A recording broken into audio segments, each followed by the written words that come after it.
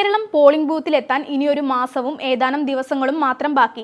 കേന്ദ്രത്തിൽ തങ്ങളെ ആര് പ്രതിനിധീകരിക്കണമെന്നും ആര് പോയാലാകും തങ്ങളുടെ നിലപാടുകൾ അവിടെ ഉയരുകയെന്നും കേരളക്കര ഇതിനോടകം തന്നെ നിശ്ചയിച്ചിട്ടുണ്ടാകും. എന്നാൽ പ്രവചനങ്ങൾക്കൊന്നും യാതൊരു പ്രസക്തിയുമില്ലെന്ന് മുൻ തിരഞ്ഞെടുപ്പുകൾ തെളിയിച്ചിട്ടുണ്ട്. എന്നിരുന്നാലും ഒരു സാധാരണ പൗരൻ എന്ന നിലയിൽ നാം ആരെ തിരഞ്ഞെടുക്കണമെന്നും ആര് വിജയിക്കാനാണ് സാധ്യത എന്നത് പ്രവചിക്കുന്നതും നമ്മുടെ അവകാശമാണ്. അതുപോലെ തന്നെ ചില കണക്കുകളിലൂന്നിയാണ് മുന്നണികളും മുന്നോട്ടു പോകുന്നത്.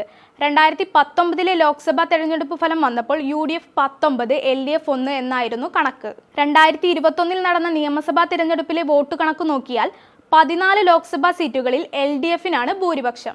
UDF-ന് 6 സീറ്റുകളും ഭൂരിപക്ഷമുണ്ട്. എന്നാൽ ഒരിടത്ത് പോലും NDA-ക്ക് മുന്നിലെത്താൻ കഴിഞ്ഞിട്ടില്ല.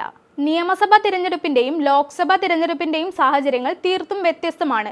ഇത് വെച്ചുള്ള താരതമ്യത്തിന് അതുകൊണ്ട് വലിയ പ്രസക്തിയുമില്ല. എന്നാൽ ഏത് തിരഞ്ഞെടുപ്പാണെങ്കിലും തങ്ങൾക്ക് ലഭിക്കുന്ന വോട്ടുകളുടെ എണ്ണം മുന്നണികളും തള്ളിക്കളയാറില്ല.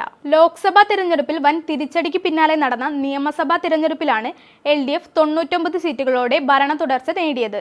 മുൻ തിരഞ്ഞെടുപ്പിനേക്കാൾ സീറ്റ് വർദ്ധിപ്പിക്കാൻ ഇടതുപക്ഷത്തിനായപ്പോൾ UDF 41 സീറ്റിലേക്ക് വീണു.